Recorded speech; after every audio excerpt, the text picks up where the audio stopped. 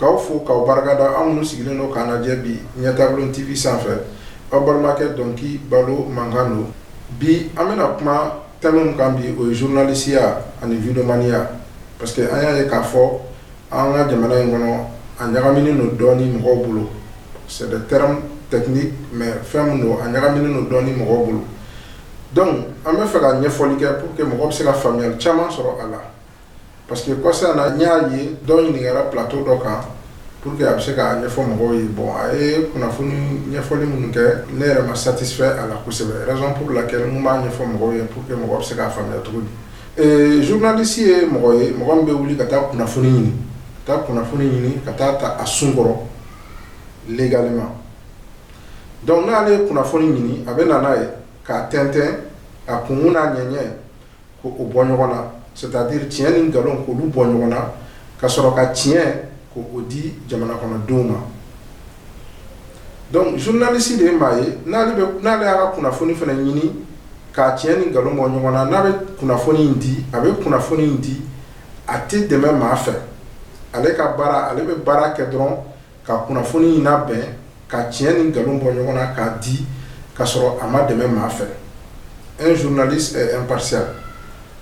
donc ale ka baara o de ka tiɲɛ ɲini ka na a di jamana kɔnɔdenw ma i y'a faamuya donc ni ale bɛ baara kɛ ten an b'a ye k'a fɔ mɔgɔ minnu bɛ na réseau kan ka kuma réseau kan bon mɔgɔw b'a fɔ ko vidéoman voilà mais vidéoman fana o ye jɔn ye parce que terme min don i m'a faamuya a tɛ dɔ wɛrɛ fɔ dɔrɔn a bɛ fɔ vidéokɛla mɔgɔ min bɛ vidéo kɛ o de ye vidéoman i y'a faamuya donc n'i ye caméra ta i taara événement filmé o i taara baptême filmé o i taara mariage filmé o n'i bɛ caméra kɔni ta ka taa filmeli kɛ dɔrɔn a bɛ f'i ma ko vidéoman bon n'i bɛ image fana ta k'a monter i ka ordinateur la ou bien k'a monter i ka téléphone na a bɛ f'e ma ko vidéoman i y'a faamuya vidéoman tɛ dɔwɛrɛ ye vidéokɛla mɔgɔ min bɛ vidéo kɛ a kɔrɔ bɛɛ filɛ nin voilà mais an y'a ye k'a fɔ n'i ye mɔgɔ ye réseaux sociaux kan dɔrɔn mɔgɔ b'a fɔ vidéoman tɛ dɔwɛrɛ ye vidéokɛla kɔ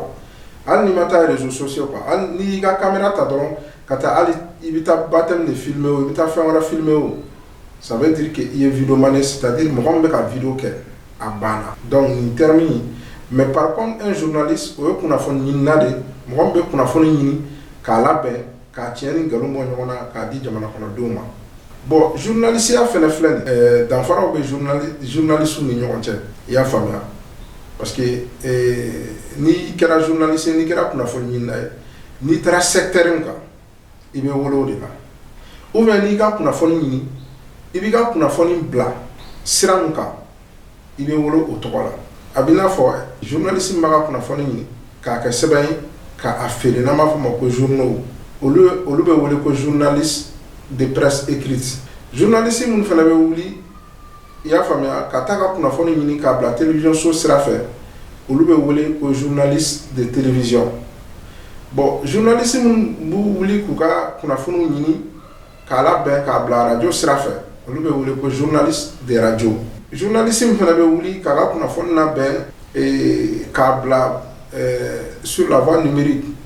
plateforme numérique ninnu c'est-à-dire les réseaux sociaux le web donc olu bɛ wele ko journaliste de web ou bien journaliste web i y'a faamuya bon a journaliste a suguya ka ca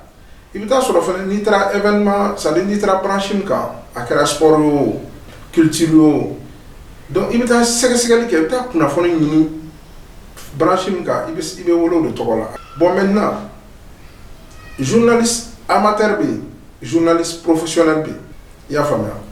parce que une fois i bɛ wuli ka taa kunnafoni ɲiniw kɛ ka kunnafoniw ta k'a sɛgɛsɛgɛ k'a bila k'a di jamana kɔnɔdenw ma i bɛ ka journalisiya de kɛ bon maintenant est ce que i qualifielen don ka journalisiya kɛ wa est ce que i y'a kalan kɛ wa est ce que i reconnu don ka journalisiya kɛ wa o danfara bɛ de bɛ journaliste professionnel ani amateur cɛ journaliste professionnel ale ye mɔgɔ ye mɔgɔ min ye journalisme kalan a kɛra formation a kɛra fɛn o fɛn a y'a kalan a b'a déontologie b'a la parce que journalisme kalan na i b'a ye i bɛ kalan kunnafoni bɛ ɲini cogo di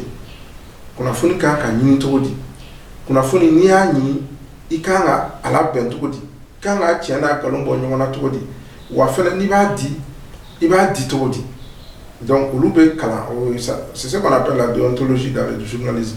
donc fo o ɲɛdɔn de ka k'i la i y'a faamuya bon n'o ɲɛdɔn kiri la n'i ka baara fɛnɛ kɛra ye jamana k'i reconnu n'a ye jamana k'i reconnu n'a ye o tɛ dɔwɛrɛ ye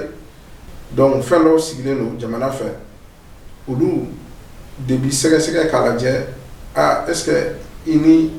journalisiya a ka kan wa ni n'a ka kan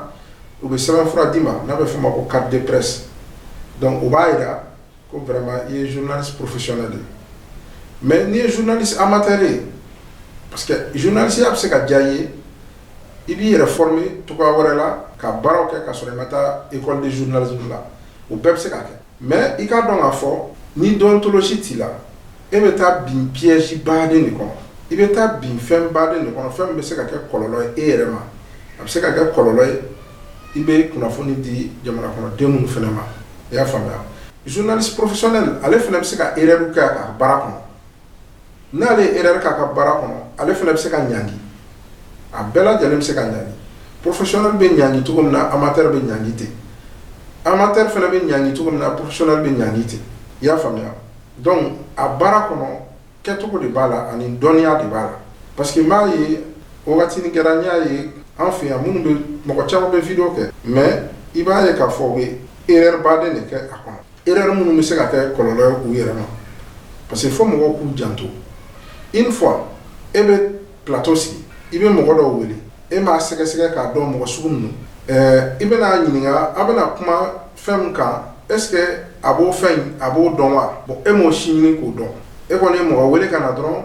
k'a bila fɛn min b'o kunkolo kɔnɔ dɔrɔn o k'o fɔ et puis e fana tilara k'o ta dɔrɔn k'o carin mɔgɔw k'o ye donc i b'a ye k'a fɔ kɔlɔlɔba de bɛ se ka sɔrɔ o la hali kɔsa in na an y'a ye plateau dɔ kan dɔ nana Sunjata ka kumaw fɔ kuma kuntan caman fɔ bon fo k'a dɔn Sunjata ka ko ye jamana ka ko de ye jamana ka histoire de don a bɛ kalan école la a sɛbɛnna livre kɔnɔ a filmu dilanna bon don kelen ni e nana i jɔ dɔrɔn k'e b'o bɛɛ yɛlɛma k'a kɛ komi mɔgɔ histoire min filɛ nin ye mɔgɔw t'a dɔn f'a yɛrɛ b'a fɔ k'a y'a taa ka histoire ɲini a k'a dɔn mais ale y'o baara min kɛ i tɛ se ka jigin ale dɔrɔn na i bɛ jigin mɔgɔ la mɔgɔ min y'a lasigi a ka plateau kan k'a interviewer a la ka tila tuguni k'a bila bɔlɔlɔ siraw fɛ parce que o de ye kojuguba ye n'i bɛ émission kɛ f'e k'a dɔn k'a fɔ e de bɛ ka interview kɛ e de ye modérateur ye donc hali n'i bɛ plateau kan quand tu es modérateur ni mɔgɔ bɛna kuma dɔ fɔ kuma min man ka fɔ i bɛ kuma in lakile parce que o y'a sɔrɔ e yɛrɛ bɛ dɔ dɔn a la donc i bɛ kuma in lakile ou bien i b'a yira k'a fɔ i bɛ ka kuma min fɔ non nin tɛ kuma fɔta ye kana nin kuma in fɔ plateau in kan ça n'engage que toi ne ka responsabilité tɛ ou bien montage la i b'a tigɛ ka bɔ a la voilà parce que fɛn min don a bɛna di jamana kɔnɔdenw de ma donc ça peut vraiment ni kuma jugu don a bɛ se ka kɛ kɔlɔlɔ ye mɔgɔw ma a bɛ se ka kɛ kɔlɔlɔ ye e yɛrɛ ma donc i ka responsabilité engagée len don donc ni min farati a bɛ se ka kɛ ko ye i yɛrɛ bolo donc fo mɔgɔw k'a ɲini k'a dɔn a tɛ dɔrɔn ko n bɛ mɔgɔ wele dɔrɔn mɔgɔ min b'i se k'i mun b'o kunna dɔrɔn k'o fɔ dɔrɔn e mago t'o tɔ la non vous êtes tous les deux engagés voilà un journaliste n'i ye mɔgɔ wele i ka plateau kan n'a ye kuma jugu fɔ n'i ma se ka encadrer donc ça veut dire que tu es consentant avec la personne i bɛ se ka jalaki a la donc journalisiya baara a ka gɛlɛn kosɛbɛ a ka nɔgɔn fɛnɛ mais an k'a ɲini an k'a dɔn an ka ɲɔgɔn bilasira raison pour laquelle ne ye nin video in kɛ bi fo mɔgɔw k'a dɔn k'a fɔ n'a bɛ video kɛ a y'aw kɔlɔsi kosɛbɛ parce que n bɛ video kɛ ka mɔgɔw la yɛlɛ o bɛ yen n bɛ video kɛ ka kunnafoni de ɲini k'a di mɔgɔw ma i kɔlɔsi i kana fu fɔ parce que n'i ye kunnafoni ɲini n'i ye fu fɔ mɔgɔw ye a bɛ se ka kɛ kɔlɔlɔ ye i ma bi émission in kun y'o de mɔgɔw ka se ka baara in kɔnɔ an ka se k'a ɲini k'a dɔn mɔgɔ kelen tɛ se k'a bɛɛ dɔn n t'a dɔn o man jugu mais an k'a ɲini k'a dɔn n bɛ hakɛto ɲini kɛ peut-être n ye kuma dɔ fɔ a bɛ se ka kɛ a bɛ digi dɔ la mais n ka laɲini t'o ye n ka laɲini ye ka mɔgɔw lafaamuya donc k'aw fo kosɛbɛ a ka lamɛnni na n bɛ profiter n ka micro la ka n terikɛ fo kosɛbɛ n'o ye docteur Cheick Amala Fofana ye a n'a ka somɔgɔw bɛɛ n bɛ n ka denbaya bɛɛ fo n bɛ n teriw bɛɛ fo n bɛ bɛɛ lajɛlen fo a k'an bɛn siɲɛ wɛrɛ